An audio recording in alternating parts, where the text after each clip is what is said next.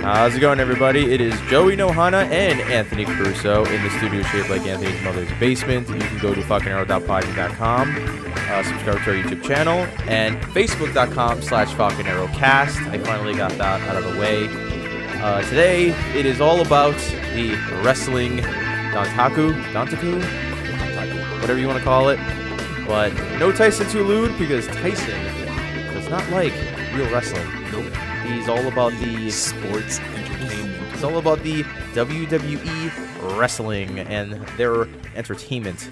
But today is all about Wrestling Dontaku and two other events that we had to talk about because we missed. At least the title matches that were on those events. Well, yeah, the two important. There was two matches on two different shows that we decided to include on this little review because they're important and they were not featured as prominently as they were on the Road 2 shows. So, overall, this Wrestling Dontaku was a lot better than I thought it was going to be, because I thought Bad Luck Fale was going to stink up the joint. He did not stink up the joint. He was a whole lot better than I thought he was going to be. I think you can put a paper bag in a ring with Okada, and you can at least get a 2.5-star match out of it. He's so good that he drew. That match went from, God, this is a little slow, to this is getting really hot. Yeah. Really quickly. And I did not expect Fale to pull out at least a halfway decent match. It was not a 5-star match. It was not even a 4-star match. No. It was a 3.5-star match. That's as far as I'll go. Do you have the Meltzer rating on it? What? Do you have the Meltzer rating on it? The stars? Yeah. 3.5 stars. No, the Meltzer's the actual rating? No, not yet. I don't think it went up yet, I haven't found it yet, but we'll find out. It's not a 5-star match because obviously it's fucking Bad Luck Fale. Yeah, but what are you gonna do about it? I don't think anyone was expecting a 5-star match. No one thought I was going to rival Shibata or Omega's, or even Suzuki's match against Okada. I still have to see that match. Suzuki versus I have Okada. not seen that match yet, so. I guess we'll start with the first event, April 27, 2017, in the Hiroshima Green Arena. It is the Road to Wrestling Dontaku show, but it had two matches. One of them included the IWGP Junior Tag Team Championship match between our boy Taichi and Kanemaru. My favorite Sailor Moon villain, Taichi. versus RPG Vice for the IWGP Junior Tag Team Championships. So, Miho Abe, the wife, the estranged wife of Anthony Caruso, started this affair by showing her crotch to Trent. It was rather intriguing to watch this. Taichi goes outside to get the hammer because that's what he does literally every single matchup. Yeah, it's like their new gimmick. The ref gets distracted, and because he is a referee, he has no idea that RPG Vice is getting their ass kicked in the middle of the ring. Yeah, because you can't hear hitting the loud hitting the mat or nothing. Pause for a second. The referees in New Japan are completely dumbfounded half the time. To be fair, referees in wrestling in general. To be fair, at least the WWE referees attempt to look stupid. The New Japan refs are just dumb. They're very unaware of the villainy or villainous actions that are occurring around them. But that's wrestling in general. That's wrestling in general. That's referees in all wrestling. But Red Shoes was very lenient this weekend on this show with a lot of things. Yeah, Red Shoes doesn't call anything. He does not give a fuck. He is the Japanese Rick Knox. He just calls the 3 count. He's the Rick Knox of Japan. And very reluctantly starts doing countouts. So he's like, "Come on, guy, I don't want to have to do this to you." I guess I'll start the count. Yeah. They've been outside for 30 minutes. I guess I'll start the count right now. Rocky avoids a double suplex. Taichi and Kanemaru end up on the outside, and Trent bumps them to the outside and high-fives Rocky, because that's what they do every single fucking matchup. Miho slaps the shit out of Trent on the outside, but the ref is too preoccupied with Desperado's mask. And I pointed this out. He was looking at Desperado. I don't know why. But this girl straight up slapped the fuck out of him. And the refs just kind of... Oh, Marty. It was Marty. Yeah, Marty Asami, yeah. Our boy Marty. What a fucking asshole. He's on the outside, and he's like, oh, Desperado, man, that mask looks really good on you. Especially on this night. Trent gets bullied around until he hits Kanemaru with a Dude Buster DDT, goes for the hot tag on Rocky, but Taichi pulls him off the apron. So the hot tag was not had on that occasion. Then Jado and Gato, or Jado and Gato, I don't know why I put Jado, what a fucking loser, chase off Desperado, and I pointed out that Jado does not walk very well these days. They're both Jado and Gato are both 48. Gato still looks like he's 25, and Jado looks like he's about ready to be put in a retirement home. I don't know what sorcery Gato has undergone, but it is ridiculous. Just Japanese wrestlers in general could look... Suzuki, as a matter of fact, Minoru Suzuki, people are saying that he is in the prime of his career. He's like 45. He's closing in on 50 years old, and he's in the prime of his career, and he looks not a day over 35, so it's ridiculous how these guys do not really age whatsoever. Jado had a ridiculously colorful t-shirt. Trent gets the ultra the tank top you can only find at PacSun at Plato's Closet. Trent gets the hot tag on Rocky. Rocky does the forever elbows and runs wild on the heels. Taichi runs wild on Rocky, rips his pants off because that's how he sets up a super kick spot. I like how he waited like halfway through this match to fucking get it. Yeah, show his wrestling gear. Thanks for showing up to the show, buddy. He only gets a 2 count out of this because about 15 minutes into the match, Taichi. Oh no, wait. He gets a 2 count because Rocky he didn't feel the full force of the pants being ripped off. So he should have ripped it off a lot sooner. He would have got the 3 count. After Taichi pulls the ref out of the ring and somehow ends up on the ramp, this is no joke. He pulled the ref out of the ring. The ref was on the fucking outside near the rampway. Should have been a disqualification. Should have. But this is New Japan. We don't disqualify anybody. Taichi tapes his hammer to his shin and takes 5 years to gimmick up this hammer to his own shin. Yeah, because who brings electrical tape to the ring? Miho Abe does, apparently. He kicks Trent in the face, however, it was only to a 2 count, so there goes that gimmick. They pull off... Yeah, by the way, he kicks him with the hammer, and then he hurts himself. Yeah, and then he cried, ow. Yeah. That hurt. They pull off the typical 4-person superplex spot at the end of this match. I hate... Any frequent listener to the show knows I abhor this spot. It is so unbelievable. Like, why would the guy... Don't put this spot down. It's such a good spot. Why would the guy who is going to superplex the guy off the top rope, who then is getting put in a powerbomb position, continue with the superplex, drop the superplex, and fight out of being powerbombed? It's so fucking dumb. Oh, I hate it so much. So, where did this spot begin?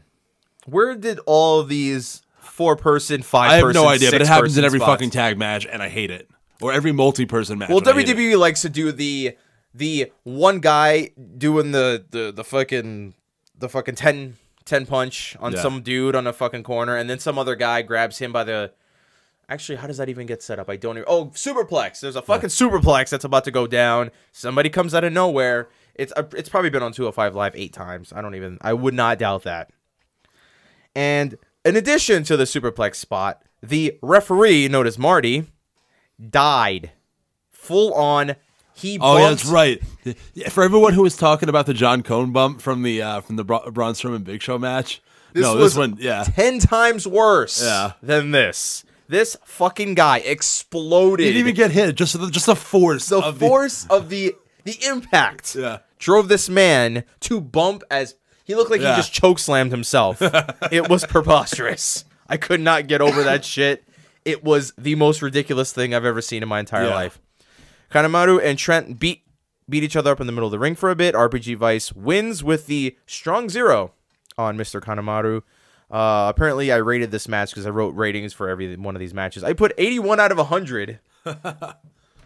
Guess that's going to be my new Metacritic rating. Yeah, that out of 100, though, that seems like a mouthful to get out. No, it's not really, because there's a lot more room. I get you can have more criticism. Nuance. Yeah, I feel like 1 to 10 is just so it's too small. there's not enough. You could really go deep with out of 100. You could say like 83.65 and have a meaning for the .65. Dude, you're gonna drag this out like way too long. Yeah, it's gonna way too hard, and it's gonna be like it's gonna get very, very watered down.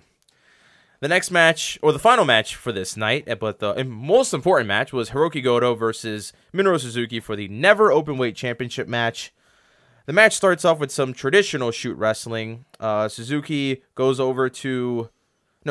takes over control over Goto after kicking. Why did I put Suzuki goes to? Goto takes control after kicking Suzuki. You know what you should do before we do these shows? Proofread and reorganize your notes. Yeah, well, I'm a dickhead. Goto works Minoru over pretty well until Suzuki puts him in a hanging armbar on the ropes. Both men end up in the crowd. Suzuki chokes Goto with a chair. Red Shoes completely refused to count this at all. This is not a lie. They both got to the outside of the ring. They both started scrapping on the outside. And Minoru Suzuki has a chair on this man's throat. He's just going to town on him. Red Shoes is like, come on, Minoru, don't do this. Yeah. Like, come on, you know? Let's keep it classy here. Yeah, and doesn't Suzuki try to like block him off from getting back in the ring, and then Desperado comes over and like, and then Red Shoes is just like trying to escort Suzuki to the ring. And come on, let's go. Wrong way, guys. If you've never watched the New Japan show, it is literally as we're describing it. This guy goes outside in the middle of a fight and goes, "All right, guys, let's be grown men. Let's take it to the ring, please." This is indeed the worst officiating I've ever seen in my life, but it's also hilarious and shows how much they don't give a fuck. Suzuki gets Goto back in the ring, puts him in an armbar, and does not let go. Goto starts forearming Suzuki in the corner, fires up all over him, then Suzuki does the same, being virtually unaffected by Goto's offense. Suzuki does this a lot. He stiffs everybody. Yeah, no. It is hilarious. You can't go over on Minoru Suzuki. You're not going to work an easy night with Suzuki. Goto wails on Suzuki in the middle of the ring and starts getting his momentum back. Suzuki no-sells Goto's strikes before eventually falling. Then before Goto can think of something else, Suzuki's back up like nothing happened whatsoever. Then Minoru panders to the crowd until Goto tries to build a fiery comeback right before Minoru firearms him very hard in the face. Both men challenge each other to an exchange of hard hits, so the pissing contest begins. Suzuki fights back and then starts wailing on Goto, pushes Red Shoes, but I guess that's totally okay in New Japan, which it's totally okay in New Japan to shove the referee and tell him to fuck off. That's what happens literally in almost every single match. Neville must be pretty tight right now because didn't he do that in his match and got disqualified? That rule does not fly in New Japan. Yeah. Nope, not a chance. Then some fuckery occurs when Suzuki distracts the ref by patting his head in the corner. So he's consoling Red Shoes, okay, letting him know that everything's all right. Desperado fucking drills Goto in the head with a steel chair, or with a plastic chair, whatever they use over there. I'm pretty sure they're not steel. Yeah. As loud as you possibly can hit a guy with a chair. And all of a sudden, Suzuki hits the pile driver for the win, and the ref heard nothing. Nope. Not a thing. You know, after the whole Shibata incident, I know they're not like steel chairs, but don't you think you'd take it easy on the headshots? They're plastic chairs. I mean, still, he hit them pretty hard. They're not going to take it easy. There's nothing you could do. I guess. They do not learn, because someone brought this up. They said, well, after what happened with Shibata, wouldn't you kind of chill out with the fucking headbutts and the steel chair shots? Yeah. But this is also New Japan. This is also a sport. This is also a shoot. Well, not for real, but it's a shoot to them. They're not going to stop. They're going to continue to do this shit. You can still portray realism without chair shots to the head, even if they are plastic chairs. You got to impress the kids in the crowd, man. You got to really hit people as hard as you fucking can for the little children and who are watching you. I guess. You are their hero. You must kill somebody in the middle of the ring to show your affection for their appreciation. So the 2 nights after this was the Wrestling Toyo no Kunai in the Beacon Plaza. Did you even say who won the match? I said Suzuki won. Oh, he won with the pile driver. I didn't remember you said. Oh, that's right. Yeah, you did. Yeah. I didn't remember you said that. Suzuki became the new Never Openweight Championship or champion. Yeah. So I don't know what they're going to do with that because I guess they're going to toss it back and forth between Goto and Suzuki, I suppose, because I didn't think Suzuki was going to win a belt. But why not? He's on fire, and he's pretty much on top of his game at the moment. 2 nights after this was the IWGP Junior Heavyweight Championship match between Hiromu Takahashi versus Ricochet, or everyone's favorite Irish wrestler, Rick O'Shea. Ricochet starts the match off by kicking Takahashi right in his fucking face, so he does not waste any time going after this man. The match starts off hot, and about 5 seconds in, we see a 450 splash. In about 5 seconds, we saw a guy get kicked in the face and a 450 splash. Yeah, no, Ricochet came out hot in this match. He pulled an Ishii on Takahashi very quickly. Hiromu reverses a lethal injection into a German, which looked phenomenal. The match ends up on the outside after Hiromu spears Ricochet off the apron onto the guardrails, hard as humanly possible. And just a side note for anybody, every time I watch Hiromu Takahashi, I get terrified because this guy does not stop. He does not have one gear. He is going to kill himself someday, and his bumps hurt a lot. His works hurt a lot. So he works on Ricochet's leg for a bit, then Ricochet takes back control of the match after a springboard European uppercut. Hiromu goes for a sunset flip to the outside. Ricochet counters into a hurricanrana to the outside on the floor. Ricochet suplexes Takahashi on the outside very, very hard. Both men exchange hard chops in the middle of the ring. Ricochet tries to go for the Northern Lights brainbuster combo, but Takahashi counters with a double rolling German suplex, which looked great. So when people counter moves very, very well, it looks very, very good. Ricochet goes for a shooting star press. It gets countered because he put his fucking knees up. Hiromu pulls off a modified version of the time bomb. I had no idea what this was. It was almost kind of like the time bomb, but not really the time bomb. I don't even know how to describe it. Ricochet gets a 2 count after failing to secure a 3 count after a Benadryller, or I believe it's an exploder kick. I don't think it's a Benadryller. The Benadryller is the GTS, but with a kick to the face. He removes him from the shoulders and then drops to his ass and kicks the guy in the face. I don't even know what that's called. I don't think it's a Benadryller. I wrote Benadryller It's down. almost the same thing, though. The crowd gets hot right afterwards, and then Takahashi retains after a time bomb. So Takahashi's still the junior heavyweight champion. Yep. And Ricochet, I suppose this was just a match to continue the Kushida this rivalry is here. This was a filler match because Ricochet, we all knew Ricochet was not going to win this match. I already think that the final for Battle of Super Juniors is going to be Takahashi versus Kushida. It looks like they're really going to push this feud. So, and Kushida, I mean, we'll get to it, but Kushida was fucking pissed at Dontaku when he wanted to murder this guy for the last match that they had. The Intercontinental Championship between Tetsuya Naito and Juice Robinson. Basically, Naito worked the knee. He worked the knee, and he worked the knee some more. Yeah. And Juice Robinson sold the living fuck out of this, like, the whole time. Other things that happened in this match, besides the focal point being the knee, was this sickening spine buster on the side of the ring that... Oh, yeah. Oh. Everybody, even the announcers, thought that this man was dead. And if you did not see this match, I strongly advise just go to this spot. Don't even watch anything else on the show. Apron spots always make me cringe, but like that this was ridiculous. Yeah. This guy murdered Naito on the fucking side of the ring, and it looked like, I'm pretty sure, Naito ruined every C3, 4, and 5 in his neck and back. However many letters you could get in on that. Long story short, everybody, Juice goes for a power slam. Naito counters into a Destino, and Juice actually kicked out. So Juice kicked out. I believe he kicked out of only one. Yeah, only one Destino. I thought it was 2 for some reason. Because then he hits him with the second one. Like and then he hits. Yeah. Juice tries for the pulp friction, can't get it off. Naito reverses into one more Destino for the victory. So obviously Naito wins. Yeah.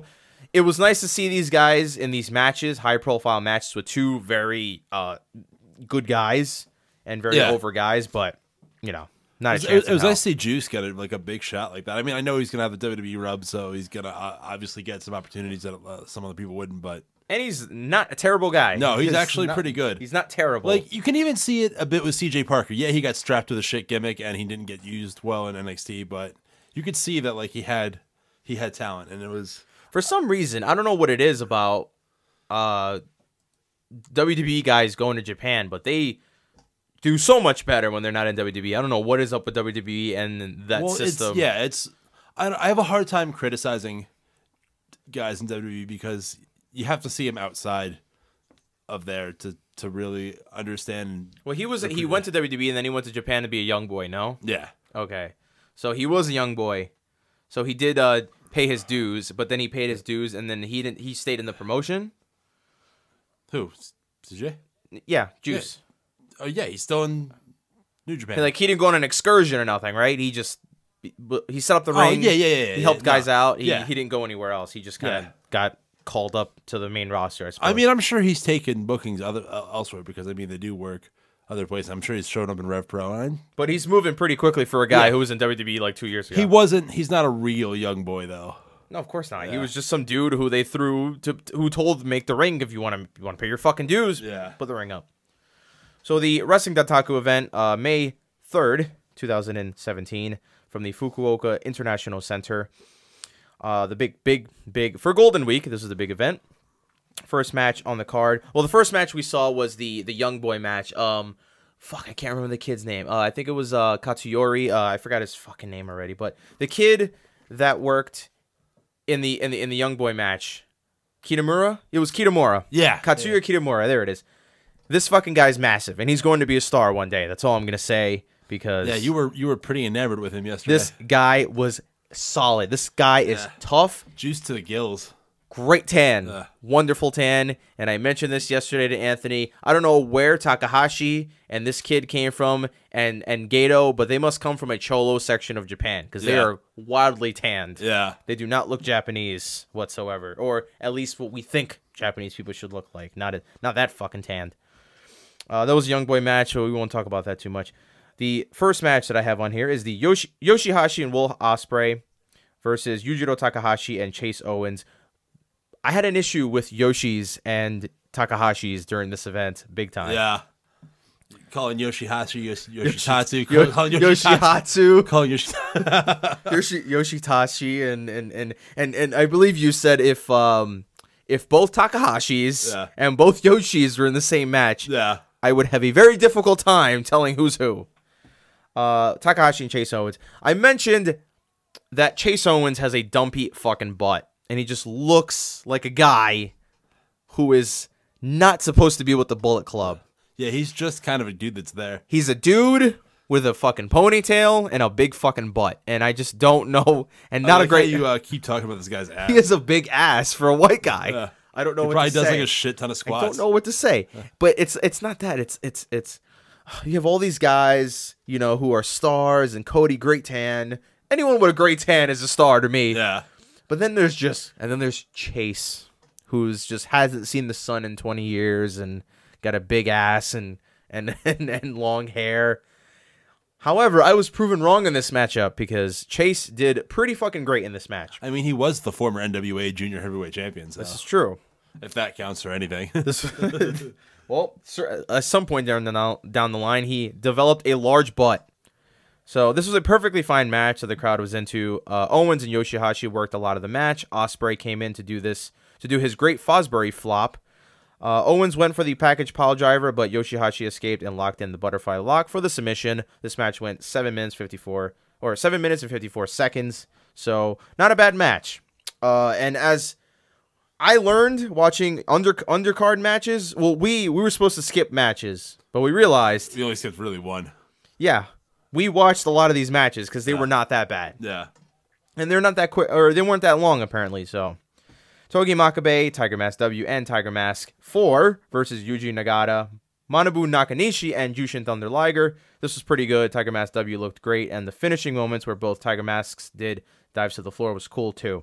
Togi Makabe took out Nakanishi, then pinned him with the King Kong knee drop, 7 minutes, 6 seconds. So, and then we got to see Makabe on commentary. Yep. And it dawned on me that I remember when Makabe was the most over man on the face of the earth in about, 08, 09, maybe 2010. I don't remember when it was. But I wish I was around for this guy's run because I wish I was watching New Japan when this guy was on fire because Makabe's a fucking man. Yeah. And he's awesome, and I wish I got to see more of him back in the day. Except his corner punches look like when he just gently puts his fist on your face. That's But my only issue I like with, when he says "fuck" really loud. Yes. Hiroki Goto, fuck this, I'm not going to mention everybody. Chaos versus Suzuki-gun. A lot of typical Suzuki-gun stuff with the brawling around the ring, Taichi using the bell hammer, etc., etc. Goto picked up the win for his team with the GTR on Takamichinoku. This was a lot of fun. This match was a ton of fun because everyone was beating the fuck out of somebody else at some point during this match. But what bothered me the most is, and I don't know why I watch PWG if this is the case, the entire Suzuki-gun faction was in the ring, killing Goto single-handedly. Yeah, they were running the train of lariats on him in the corner. Running a train of lariats, and boy, the ref was just too busy. Was too busy talking to fucking Trent. Too busy fucking looking at Rocky. Good Lord have mercy. I'm pretty sure there were parts of the ring where the ref was just there, just watching it happen.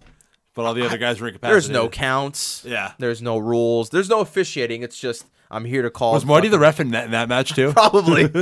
He is not looking good this weekend. This fucking guy has no concept of calling matches out in the middle. No, it's, all right, guys, get your shit in and get the fuck out of the ring because I don't care anymore.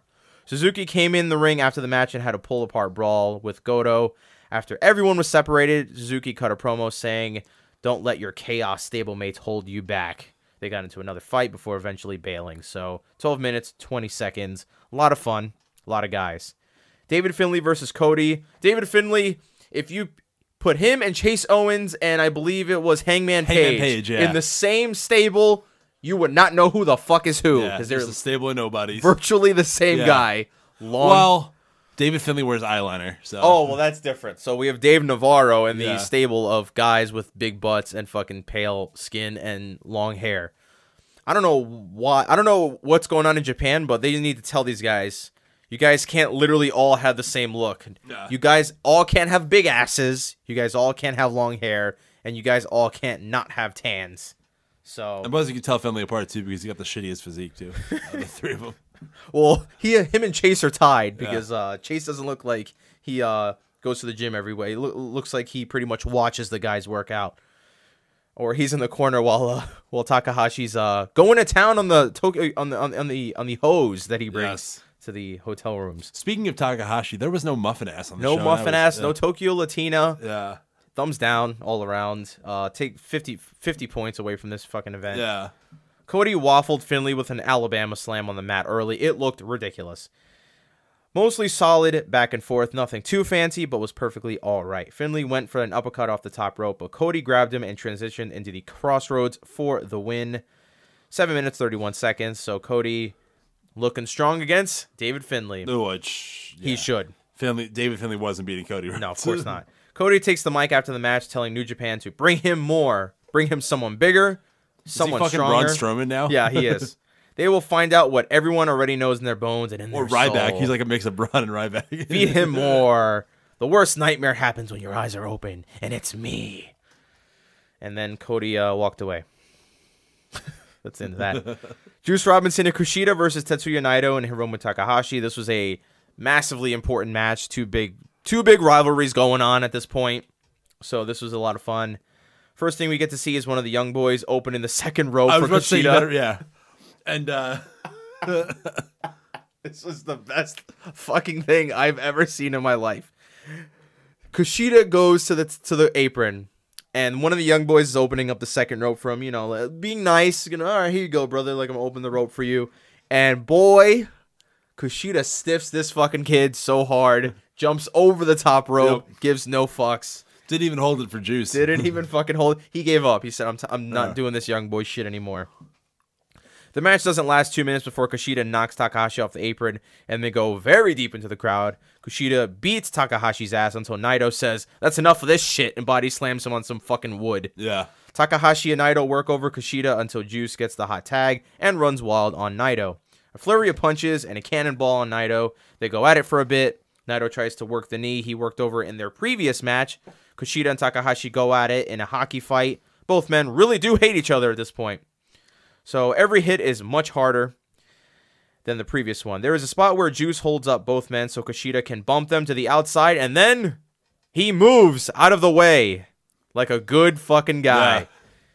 And the reason why I am emphasizing this spot is because how many times has WWE done there's a fucking face who's going to go on the top turnbuckle and jump to the outside and kill everybody. Again, not just WWE. This happens in all wrestling. It where does like happen in all your wrestling. crowd of like 7 men are out there and they're all staring at the guy like, no, don't do it. And he does it anyways. Yeah. Fuck and his teammates. I don't he give a hits fuck. 2 guys and all 7 people take Yeah. bumps.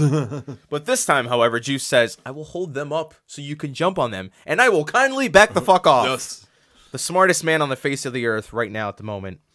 LIJ double team Kushida. Naito kicks the soul out of Kushida through his face at one point towards the end of this match. Takahashi wins it with the time bomb. After the match, Naito straight up just gives the IC title to Hiromu to hold on to on his way to the back. Yeah. This match went 9 minutes straight up. 9-minute match. So a lot happened in those 9 minutes. I trust me. 3-way match for the IWGP Tag Team Championship. War Machine versus Tenzan and Kojima versus the Gorillas of Destiny. War Machine comes out with some new headgear, so they look pretty fucking sweet. Yeah, it kind of looked like almost like Roman soldier-esque a little It bit. did. Yeah. It looked phenomenal, and at one point I said this would look very stupid if they were not good. They're good. This does not look stupid. Yeah. Everyone starts fighting each other. War Machine beats up on Kojima. Tenzan and Kojima get back their momentum until Tangaloa takes Kojima off the top turnbuckle right before he's about to, I think he's about to hit the elbow or whatever he does on the top rope. The Gorillas start beating up on Kojima. Kojima hits a Koji cutter on Tangaloa, tags in Hansen, who runs through the Gorillas with forever clotheslines, even though they're not forever clotheslines, I suppose. Some gimmick infringement on I Rocky every Romero. time I see him do it, I always go, is Rocky okay with this? Because I don't want to see anyone get their ass kicked in the back.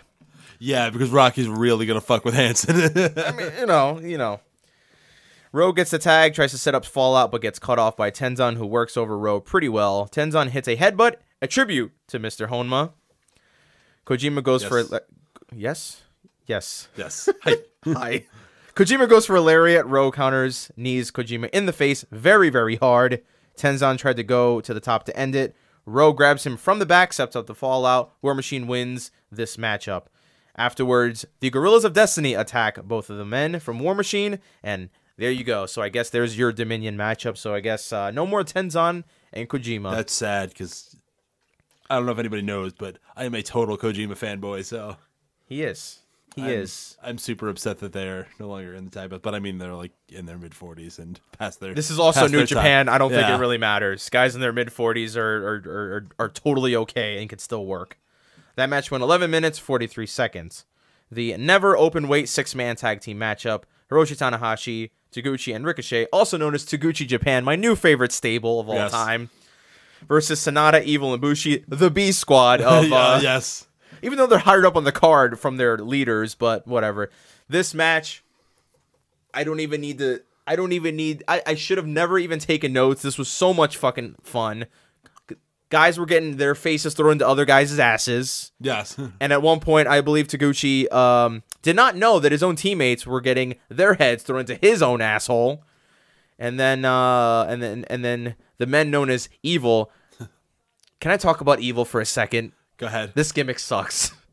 I do not like it. I do not care for it. He's got like a scythe and a hood, and he shines a fucking green laser. He shines a green laser, in addition to having a full Grim Reaper outfit and a skull mask and a scythe. Scythe. A scythe. Okay? This guy went to Party City, and that is how he doesn't use the dark side of the Force. Yeah. That'd be even better. He should do that, because I'd rather see that than this guy show up in a full Halloween outfit. So they finally gave the three of the Taguchi, Ricochet, Tanahashi a name finally, and I guess they have towels now. By the way, from their pose in the beginning of the match, I really hope that they get like a shirt with like them in ugly sweaters doing like a family style portrait. Yes. I believe I referred to these men as the Lonely Island of Japan. Yes. Which they indeed are to me. So at one point, Taguchi Japan all use their asses to hit Sonata in the fucking head all together in unison. The best spot I've ever seen in my life. Then after that, the spot happened with the butthole and the reverse butthole Irish whip, whatever the fuck you want to call that shit. The LIJ fellas take control and work over Taguchi after they put his own teammates into his own asshole, bossing him around a bit and beating him up. Ricochet gets the hot tag, springboard uppercuts Bushi, beats up Sonata and Evil, tags in Tanahashi. Tanahashi and Evil go at it a bit.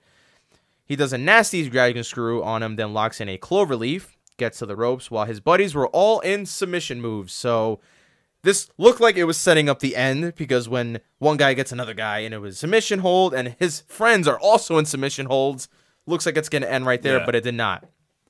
Tanahashi goes for the high fly flow, gets countered by Evil. Taguchi gets the hot tag, hits everyone with his ass, because that's what Taguchi does. He hits everyone with his ass. Big fight breaks out in the ring between everybody. Lots of moves. Everyone gets their shit in. Bushi taps to Taguchi's ankle lock. Ref Marty is on the outside. He was too busy being dead because he took a bump during this match. So, Marty, man, on a roll. My man Marty doing the Lord's work, sucking dick at his job. Bushi spits miss into Ryusuke's eyes, hits the MX, goes for the pin, but he gets interrupted by both Hiroshi and Ricochet. He goes for the MX again, then gets the pinfall for the victory after the second one. So 15 minutes, 48 seconds on this matchup. By the way, I was remarking to Joey earlier, or when we were watching the show, it's really odd watching the quick transition from Hiroshi Tanahashi being on the top of the card with him and AJ Styles and Okada, hot potato in the title back and forth between the three of them, to now being like mid-card, six-man tag champion in a comedy fucking trio, in a semi-comedy trio. I mean, I understand. I mean, it's cool and all, but it's just odd seeing like that really quick transition. He main evented Wrestle Kingdom 10, right? So that was last year, technically, 2016. Yeah. Was it 10? Yeah, Wrestle Kingdom 10. It was the rematch between him and fucking Okada. Oh, yeah, that's right. They did both. They wrestled the main event in 9 and 10, yeah. So, in a matter of a year. But here's the thing. If any of you know what I would assume you know the ending of this pay-per-view, or after we already discussed it, after the tag match happened, Tanahashi came out and said, I kind of want the belt. And Naito said, okay, well, you'll get a title match. So, he's in an Intercontinental title match with fucking Naito probably at Dominion again. Dominion, yep. So he hasn't fell completely off the wagons, but but still, not going to be in the main title. It's picture. All this is when he lost to Toriano in the New Japan Cup 2 years ago in like 2 minutes, or was it 2 years ago? Or was it 2016 or 15? Either one. But whenever he lost to Yano, the fact that he lost to Yano is in the first round in like 2 minutes. That's pretty fucking ridiculous. But Hiroshi, I don't know. I think Hiroshi's going to be on and off. I just feel like they're going to keep him relevant. He's not going to be too relevant because he's got how many fucking reigns does this guy have? He's got seven reigns. The most. He's been the man for quite some time, and I guess it's time for the new blood. It's time for Okada, and Okada's been pretty much the best wrestler on the face of the earth. Yeah, no, it's this entire year. It's Okada's promotion now. The next match after this was the matchup between Kenny Omega and Tomohiro Ishii, and this was an unofficial stipulation. They did not speak about this. This was not advertised, but they just assumed it's like this is between two men. Whoever wins this match is going to have a shot at the title. There's no there's no ifs, there's no buts. This was a match for the title for a title shot, even though this was not advertised as one. So the beginning of this match, Ishii comes out hot out of the gates, beats the fuck out of Kenny, did not waste any time whatsoever. He powerbombs the living shit out of Omega. Kenny gets out of the ring to regroup. Ishii goes for the one-winged angel on the outside, but he gets reversed. Omega powerbombs Ishii on the apron. Omega tries to bump to the outside, eats a forearm on the way out. Kenny hits a hard knee strike to a 2 count. Ishii hits a big lariat. An exchange of hits happen in the middle of the ring, and then Kenny chops the shit out of Ishii. He tries to Hulk up, but he eats a fucking spike DDT, and boy, that looked terrible. Yeah. And that was the spot that set up the storyline for this match. It was the neck. Work the neck, work the neck. That was Kenny's job. That's what he was going to do. Ishii is in the corner of the ring, challenges Kenny to kick the living fuck out of him like a man. He encourages him. Come on, you pussy, kick me harder. Omega hits a neck breaker and focuses on the neck some more. Kenny bullies Ishii around for a bit, taunting him, chest chopping him, spits on him. Then he activated his no-selling abilities. Because Ishii wasn't selling a goddamn thing after this. He was pissed. Yes. He fires back. Ishii hits a massive superplex. Kenny crossbodies to the outside, practically killing himself. That was over the guardrail. It looked like he was going to die. Omega hits a dropkick to the back, then a massive sit-out powerbomb, only gets a 2 count out of it. Omega tries to hit a knee strike. Ishii counters with a ridiculous lariat. This man, Ishii, has lariats that are fucking unbelievable. Yes. This guy looks like he murders people with his fucking lariats. And Kenny sold it to me pretty fucking well during this match. I hope that Ishii gets a title shot or a title reign at some point. Has he ever been the world champion? Nope. Wow. He's always kind of been just like an also-ran until Just that guy. Pretty much until he had that feud with Makabe for the never open weight title. That kind of put him on like the map. I mean, Meltzer's kind of like been on his dick for a while, but that like really put him like as a major figure. And then he came over and won the Ring of Honor Television Championship. I just love the way this guy walks to the ring. Yeah. It's extremely entertaining. He looks like he's developing lats constantly. I don't know who I'm more afraid of, Minoru Suzuki or Tomohiro Ishii. I would say Suzuki. Suzuki looks like he. I don't know. Ishii's pretty intimidating too. Yeah, but Ishii looks like he'll brush things off, no problem. Like not too many things bother him. Suzuki looks like he doesn't give a fuck about anything. He does not care about anybody That's true. Anything. But I'm pretty afraid of both guys, so it doesn't matter. I would be afraid to take a picture with Suzuki. Yeah. I would not want to be caught with him in his nice glasses and nice polo outside of the ring. Although maybe we'll catch him at like a coffee house and he can we can see him when he posts pictures of his cappuccinos on Instagram. That's right. Well, we'll look forward, everybody, to the first ever guest appearance on the Falcon Arrow WrestleCast. Minoru Suzuki. Yeah. His English will suck, but whatever. We'll get it in. Ishii counters another knee counters another knee strike into a headbutt, kills Kenny in the process with another lariat. Crowd gets super hot at this point. The crowd got so into this matchup, and the reason why this was important for me, at least, is because this is Kenny Omega and Ishii. I mean, these are not two strangers by any means. Yeah. But this is not the World Championship match. Yeah. These are two guys with no belt on the line, and Kenny Omega, by the way, who might be arguably the biggest star in New Japan next to Okada. Yeah. So this got really, really hot at one point. Ishii hits a one-winged Ushigoroshi into a sit-out lariat, only for a 2 count. After an unbelievable final sequence with a lot of close 2 counts, I believe, the crowd got hotter and hotter after every single time Ishii kicked out, and he kicked out quite a bit during the end of this matchup. Kenny finally wins with the one-winged angel, because that is the only move that is being protected big time in this promotion. One time, it's all over, and that's exactly what happened during this matchup. So, an unbelievably ridiculous match, 23 minutes and 55 seconds. So this was the longest match of the night, but it was well worth it. It was great. On these guys' worst nights, they would probably still give you a 4.5 star match. I can't even. 4-star match. Yeah, I can't even understand how you watch WWE, you watch any mainstream stuff, and you go, well, that match was garbage. These guys could go out there with literally not a care in the world and still put a fucking 3-star, 3.5 to 4-star match, pretty much on a nightly basis. And it's ridiculous how much better these guys are workers than everybody else in the States. So the final match was Kazuchika, depending on how you want to call him, Kazuchika, I believe. Yes. Okada versus Bad Luck Fale. Like I said before in the beginning of this show, I had my doubts about this match because of Fale. Because I do not want to see him in a title match. Yeah. Because I do not care. Because he's fucking Bad Luck Fale. He's the underboss for a reason. But he put on quite a show during this matchup. This main event was actually pretty damn good. With a lot of great callbacks to other matches during this tour. They made Fale look like a super strong challenger. So they did not undersell this guy. Yeah, they made him look. He should look strong because he's fucking huge. He's massive, and they made him look really, really good. The only problem I had is he should have probably not wore Dickies to the ring because Dickies are not. It's not wrestling attire, and he looked like he was gonna fix a car, but he was going out there to wrestle the best wrestler on the face of the earth. And he looked like a super strong challenger at the beginning of this match, dominating Okada throughout. The story with the tombstone played well here because not only did he manage to land one of his own on Fale, but he also kicked out of Fale's tombstone too.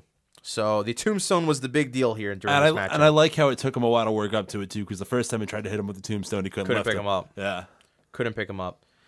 In the beginning, he tried to gain Okada tried to gain an advantage early on Fale, but he was easily dominated. He takes him to the outside where he teases a bad luck fall, but Okada escapes. Fale works him over for a while until Okada comes back with a DDT. Then takes Fale to the outside where he flips over the guardrail, taking down Fale with a crossbody. He tries for a body slam and even his tombstone, but Fale manages to overpower him each time he tried to execute it. So Okada could not hit any of these moves until the end of this matchup. Really, he was trying very, very hard. He hit the grenade, but Okada kicked out. All right, the grenade. This move is not that great. This might be one of the dumber finishing moves of ever. It is not impactful. It does not look good. The reason why it is because it is literally a guy bumping himself. He jumps and he bumps himself, and all Fale has to do is like barely land a thumb or his palm near your throat. Because he can't do it for real. I'd rather see him just have like a generic big guy move, like a power slam or a choke slam or something for a finisher than that. Because that's a callback to fucking Umaga. But even when Umaga did it, you couldn't fathom it because it's a thumb to the throat. You can't sell that to me unless you're dead. Like, are they really doing that because they're trying to play because he's a Pacific Islander just like Umaga? I suppose, and all Pacific Islanders like to stick their fucking thumbs in other guys' throats. They all have to have like the same like move set and shit. I can't buy that move. I won't buy that move because it looks stupid. No, it looks very, very dumb, and at some point he should probably get rid of that shit. But anyways, I guess he's gonna keep it. Fale tries for the tombstone, but Okada escapes, then manages to land a dropkick. He tries once again for a tombstone, and he finally connects. He tries for the Rainmaker, but Fale immediately comes back with a clothesline of his own, and he followed that up with a fucking spear that looked like it murdered Okada. Fale goes for the bad luck fall, but Okada escapes, so instead he follows with the grenade once again, then lands the tombstone he's been delivering to Okada on the tour, but Okada kicks out of it. He follows with and he put the fucking rest in peace. He put the hands in the middle. Just stuck his tongue just out. like the Undertaker did. He follows with another bad luck fall attempt, but Okada escapes and manages to hit a Rainmaker, then two, then pins Fale with one more. So 3 Rainmaker clotheslines to bad luck Fale, really making the big guy look good. But finally at the end he couldn't hold up, and Okada wins this match. 21 minutes, 41 seconds. This made bad luck Fale look really, really good. Yeah. He took 3 Rainmaker. I mean, you could argue the Rainmaker clotheslines getting more and more diluted every single year, ever since Tanahashi kicked out of it at Wrestle Kingdom 9. So, and prior to that, I don't think anyone kicked out of it. That's just something you live with in wrestling now, that finishers aren't very protected and anywhere you go. As of right now, New Japan Pro Wrestling, the only protected move I'd say is the One-Winged Angel. Just wait. It'll be... And I don't think it will be protected for long. My over-under for Okada kicking out of One-Winged Angels at Dominion is 2.5. 2.5. 2.5. That's my over-under. 2.5. Half of a fucking One-Winged Angel. Well, because if you're doing an over-under, you can't have an even number. You have to go 2.8. Whatever. So. I saw his two. I picture that as half of a fucking move, and I don't understand how that worked. The rest of the Bullet Club, including Kenny Omega, come out after the match to tend to Fale. After a short ceremony, Okada takes a mic and calls out Omega. And then he comes to the ring, and they both have a stare down, and Omega makes his exit right before making a couple comments to the camera, which were perfectly timed, by the way. Yes. Then Gato has a promo in the middle of the ring, and everyone celebrates, and that is the end of the show. But the next matchup, Dominion, we finally get the rematch, everybody. Kenny Omega and Kazuchika Okada. And I think we both agree that I think Omega's going to go over in this case. Because, I do believe so. Because they're going to California for the G1 shows, so it'd be nice to roll in there with an English-speaking champion. I do believe so.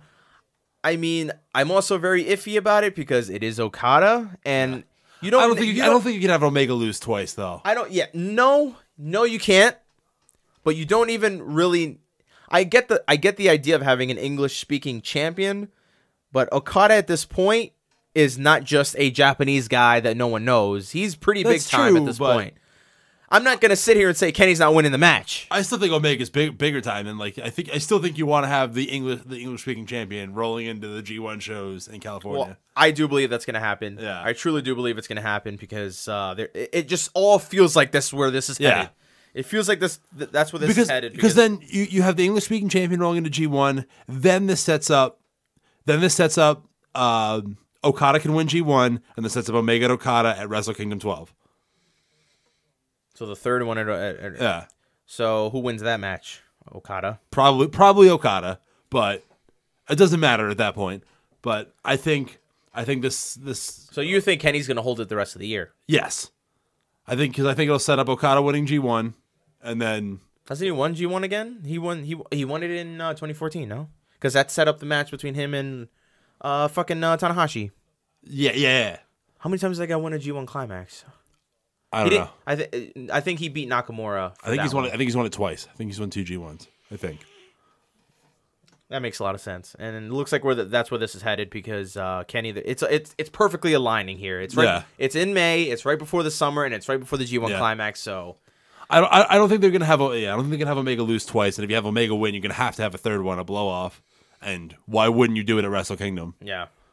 Makes a lot of sense. So we'll see where all this happens. Basically, we're getting a big Wrestle Kingdom 11 rematch at Dominion because it's the same top 2 matches going on again. This time around, though, Naito is not really Naito. As much Naito as he was Naito in Wrestle Kingdom 11. He's less Naito than he was Naito back at Wrestle Kingdom 11.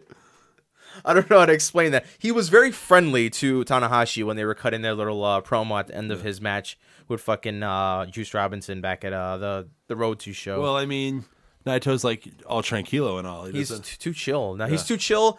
However, he's still throwing the belt around, so I guess he's not out of character just yet. But we'll see what happens with all this stuff. And good stuff coming up for New Japan Pro Wrestling. And not only that, but we're about a week away from seeing these men live and in person in Philadelphia, Pennsylvania. We'll be there.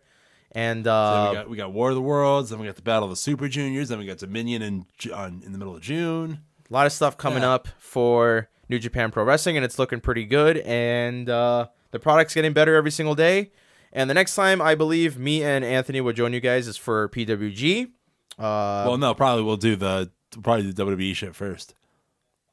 Probably. And then we'll probably do PWG. We'll take forever to do PWG. Yeah. Much like it takes forever to get here. So we'll wait for the next DVD to come in, and then we'll we do the one that we just got in the mail the other day. But that's our Wrestling Dontaku review, everybody, and we'll see you guys, I guess, for WWE and whenever the fuck we do PWG. So take care, everybody. Later.